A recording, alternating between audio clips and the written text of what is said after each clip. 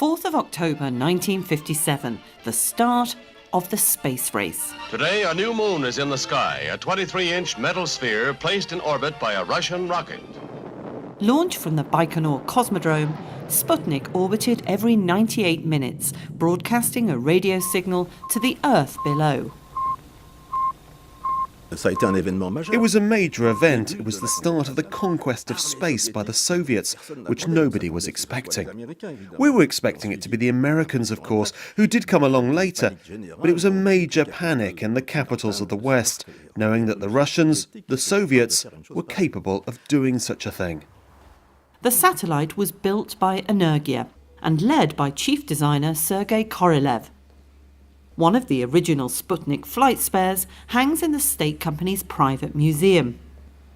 It was suggested after the first successful launches of the R7 rocket to launch the simplest possible Sputnik, which meant that it was not supposed to have any scientific equipment. It just had batteries, a thermal regulation system and a transmission module. Within weeks of Sputnik, the Soviets had launched the first dog into space. Then the first moon probe. And in 1961, the first man, Yuri Gagarin, followed by the first woman. And the first spacewalk.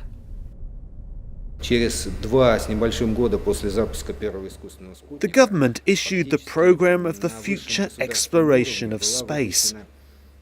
In this paper, they mentioned automatic stations flying to the moon, flights to Mars and Venus. They mentioned the flight of human beings to space. They spoke about man stepping on Mars, Venus and the moon, and building their stations there. I draw your attention to the fact that it was in December 1959. 60 years on, today's communications satellites, such as Europe's giant AlphaSat, can trace their origins to Sputnik.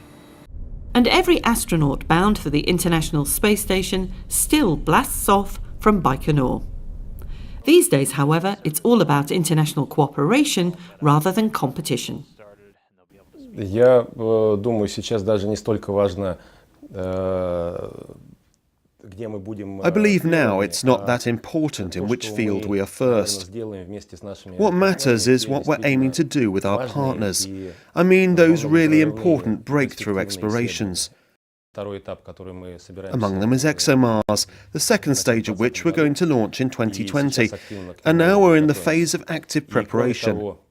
I also mean explorations of the moon, which will bring us closer to the exploration of the lunar environment and to establishing a station which can be visited and lived in there.